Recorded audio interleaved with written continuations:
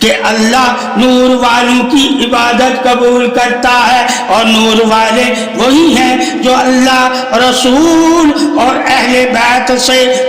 محبت کرنے والے ہیں، یعنی کہ مولا علی سے محبت کرنے والے کی اللہ نماز قبول کرتا ہے، اور جن کے دلوں میں مولا علی کی محبت نہیں ہوتی ان کے دلوں میں نور نہیں ہوتا، اور جن کے دلوں میں نور نہیں ہوتا ان کی نماز بھی اللہ نور والی نہیں رکھتا، یعنی کہ نماز بھی تو نور والی انہی کی ہوتی ہے جو نور والے ہوتے ہیں، اور جو دل میں جن کے نور نہیں ہوتا ان کی نماز بھی نور والی نہیں ہوتی، کیونکہ وہ دل کے کالے ہوتے ہیں، جو دل کے کالے ہوتے ہیں ان کی نماز بھی اللہ کالی کر کے ان کے منہ اور دلوں پہ مار دیتا ہے۔ یہ شان توحید فخر بادشاہی تعریف صدا ہے۔ اللہ تعالیٰ نے مومن اور منافق میں فرق رکھا ہوا ہے،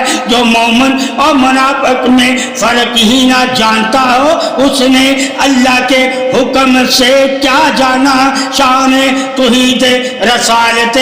شان توحید رسالت علم حق ہی تو ہے جو اللہ رسول نے مومن کو علم عطا کیا ہوا ہے، اس علم سے ہی تو مومن کو ہدایت ملتی ہے، اور ہدایت نور حق ہی تو ہدایت ہے۔ اللہ تعالیٰ نے مومن کی نماز کو معراج کہا ہے، مومن کی نماز کو پاکی کہا ہے، مومن کی نماز کو جنت کہا ہے، مومن کی نماز کو سلامتی کہا ہے۔ وہی ٹھہرے معراج کے پاسدار، مومن برکردار، نمازی متقی پرہیزگار، کیونکہ نماز خشوع اور خضوع محبت ہے، اور محبت سے جب انسان نماز پڑھتا ہے تو اللہ کی بارگاہ میں، اللہ کے تصور میں کھو جاتا ہے۔ محبت ہی تو سب سے بڑی چہرے پر سلامتی کی مہر ہے۔